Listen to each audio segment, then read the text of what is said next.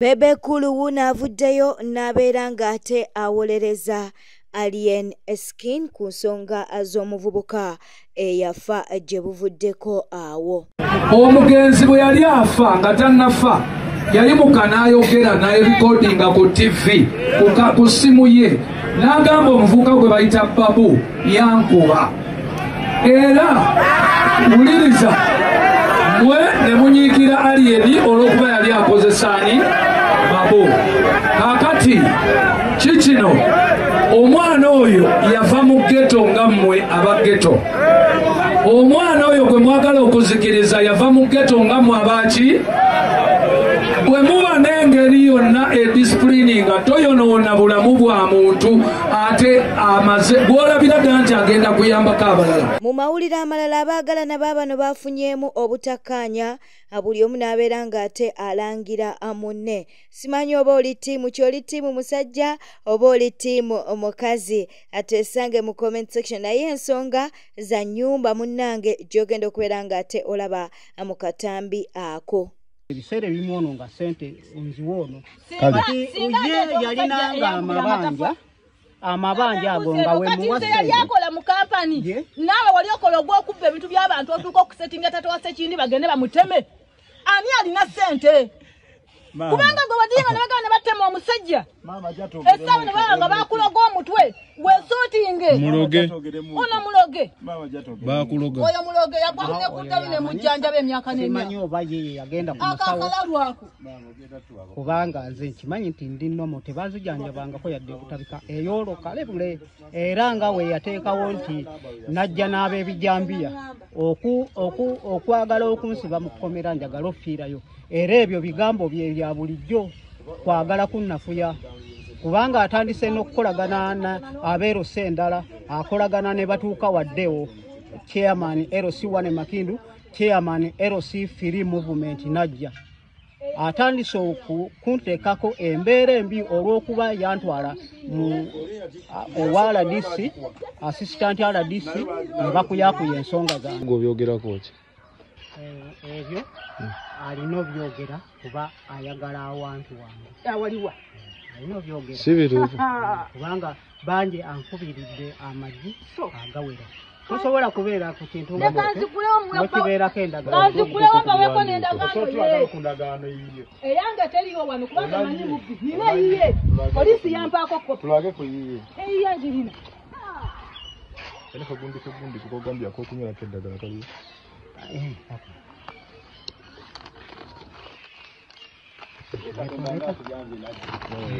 badenda munoonya dainamufunanga kalubutulize bulungi tuusa bulungi kati gwe omulalu wajja w'amagezi agakola akantu ako anti agambye nti tugwe mu mulalu kiki tuwulidde ndi mulalu wali ogenzeko obutabika nedda eri akujjanjabyeko omutwe tanzijanjabangako omutwe yadde n'akatono wabula okwagala okumetta okunyagako ebyange olw'okuba alina beesi omusirikale ye buli kimu amateeka wonna ne wa assistant RDC nagenda naye tebanyamba. Bagamba ki? Baŋŋamba nti tudde eri basooka ne baŋŋamba nti buli omu aleeta endagaano ye gwe naasangako mistake tujja kukola kyajja mutwala wali kwerosi. Naye oluvannyuma nga bagenzeeyo ne omukulu Goowa gwe bagenda naye yadda mu saluuni Bulere n'agamba nti abo tebansobola. Eby'omuwala eyafiira ewa Brian White tebinaggwa. Twagala tubeere nga tukuwa akatambi kano. Bikumiikiriza ne mbabuuza omwana wange aliwa owamanyina ze yasookawo nagamba senga Kalo yafudde dda nange nsanze Kalo muvu naye yenna baamwokezza. Ati mmazeeko obugezi nyambudde omwana wange okumuwambaza engoye nga ngenda okubagenda omuzinga omwana wange yajja bubi bannange baayokya omwana wange. Ngenza okubanga amwasamya nga n'olulimi mukamwa teruliibu. Bannange byendigo n'olulimi teruliibu n'olulimi kubanga bwana abadde yalidawo erinnya eritaliiwo wano. Ngenza okugezaako nga maama n'olulimi temuli mukamwaze ntidde bannange ntidde ntidde nkugambye yasooka n'abeera ndayibwa akaguno gubadde gwakubiri ogwasooka yabeerako naye n'akomawo era omwana anaatoloka n'akomawo buli wabadde ng'atoloka nga bamukubira amasimu bubi nnyo komawo kulula omwana wange teyatalubuuse balingambye nti oba omwana bwe tumukoye jangu omutwale naali mututte kuba mbadde mubasaba nga bamulemedde naye kakati ddala omwana wange okumpa mayiti eri nga toyina nawe ogikwata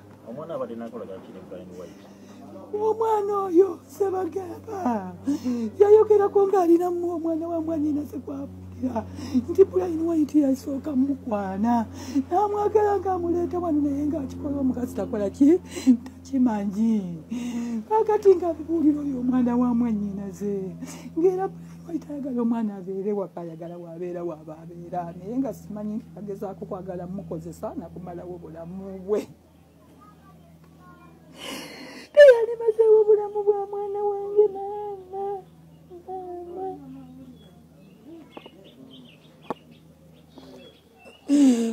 ngeeka alina kwe yagamba ku baana baawe abakulu n'abagamba nti muganziwe si kirumamu ne gwe yabigamba waali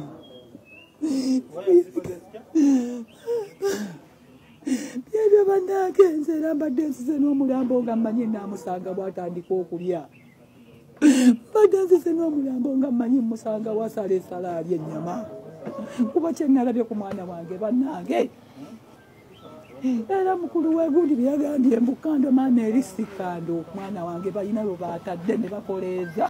Subscribing, liking, leka obubaka bwawo mu comment section. Senga Acid olutalo lwe ne Louis Light silwa kuggwa akati wuna avuddeyo n'abaako byayogera. Zezo sentence ze twakuwanga ova mu apartment ye ze twakusondera okuva mu apartment. Olympus preschool zino sente mmeka? Ezo sente mmeka? Ezo sente mmeka wangwa? Emitwalo 3 ze twakusondera ku live ng'ova mu apartment y'omusajja. That is 3M, not mitwalo 3 milioni 3. Milioni 3 gwe wambwa. Mitwalo 3. Bategeeza nti ne mbadde mumanyi bye tukola si bye tubagamba ne tubagamba. Mitwalo 3 abantu baba yenze eyekebezeza sirimu nga simulina naye ate ndabika mulina kubanga ndudde ku ddagala. Yenze naye ate nze aludde ku ddagala ate bansindise nkole testi endala mu ddwaliro. Actually yenze alina sirimu nga omusaayi nagujje ku baby ow'emyaka 4 ate akaabye. Yenze ate era gwe bagambye bu testi buba tebukola. Naye oyinza okwogeza omuntu ebigambo naye nga wabidde naye mwe yenze bayira bino ebigambo leka mbyogere era njagala Nansubuga ajje abyegaane muswazi. Nansubuga maamawo alina abaana 8. Nansubuga maamawo alina abaana 8 mu basajja 6. Nansubuga Aisha maamawo Namutebi alina abaana 8 mu basajja 6. Agakatonda mu ggulu olaba nze sirayira ebyo wallahi billahi omwana wange okufiira wano obanza okufa. Listen, the mother has abaana 8 mu basajja 6. Ate nga ndiwo kutegeeza mbu nno Nansubuga si ye first born we. Nansubuga si ye first born we. Si ye first born we.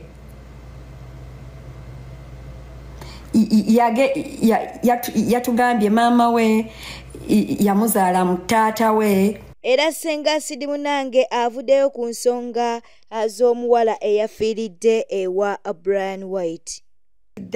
Mwami Lubega dagira sikyakulinako buzibu taata tusonyiwe era nga twagala okufunira obwenkanya ng'omwana ow'emyaka 7 eyakwatibwa omuwala ow'emyaka 5 naye nga amawulire genkereddeko bambi nga muforwardingidde nti Brian White yajjiridde mu nnyumba Sole oba bambi ali mu mbeera ki famire y'omuwala ng'eziza omulambo mbukuba obukowekowe bwabadde kwebuli mbuteyasiridde enviiri ndozadde bagala ajje munnange asiririre ddala sorry bambi to the bereaving family mukama abagumye nonyezaako Anko Kasuku kuba Anko Kasuku ye muntu yekka gwe mmanyi that can authoritatively say something about Brian White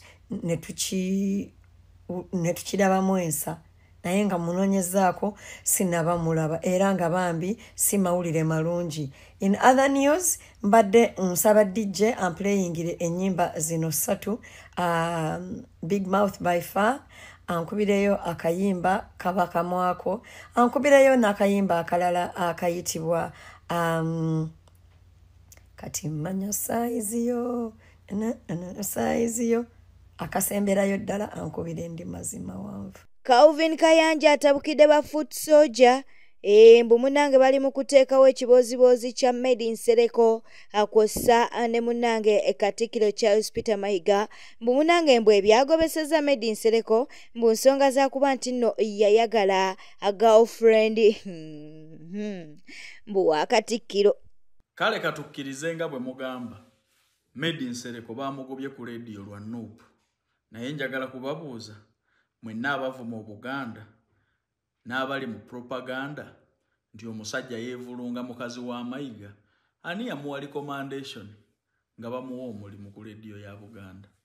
Ekyokubiri mwenga mmwe mubadde mwagala bamuwummuze ddi kubanze nganze bwe ndaba akaseera kakozeeyo kamala kuva nga ndi mwana muto nga naakazaalibwa olwaleero nange nnina abaana okyali presenter Made in Sereko nze ndaba bino biswaza ggwe otuuse emyaka egyetandikirawo leediyo yo kubanga n'abaziina bonna basajja nga ggwe oba bakyala gwani yakugamba nti ogenda kukozesebwa paka lwolifu mwabatakozesangako ku bantu ne balwa ku mirimu mwabayinza okubeera mono stupidity naye abantu bwe bawangaala ennyo ku mirimu nga batama anti atuuka akaseera n'alowooza nti ye boosi ku mirimu olw'emyaka gy'amazeewo naye nga saagala kulowooza nti eyo y'ensonga.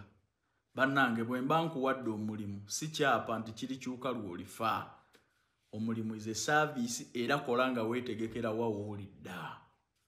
Basajja bakulu mulekeraawo okusasula abaana babalwanira entalo zammwe. Bw'aba akuwummuza ku mulimu akaseera keeko ky'okozeeko kimala. Wandyebazizza bwebaza nti Buganda yakuwa opportunity okusaavinga. Yakuwa opportunity okuteeka akantu mu nsawo ebadde ekusasula. Tolindanga nakugoba ku mirimu lwakuba nti muli basiru busiru. Beera ku mulimu nga weetandikirawo ebibyo. Bano abaana bolaba ba lugonvu baali zayininga misana ttuku nga ne TV ekyamwetaaga n'agamba neetandikiddewo ebyange kati ayina amasomero n'abalala bangi abagwa mu kkobo eryo. Mwani yabasuliwaza okutuuka akaseera ogamba nti olifiira ku mulimu nga balubu. Kati mutandise n'okusasula babbulooga babalwanira entalo bakuba Buganda yaffe. Awo tetujja kukkirizaawo.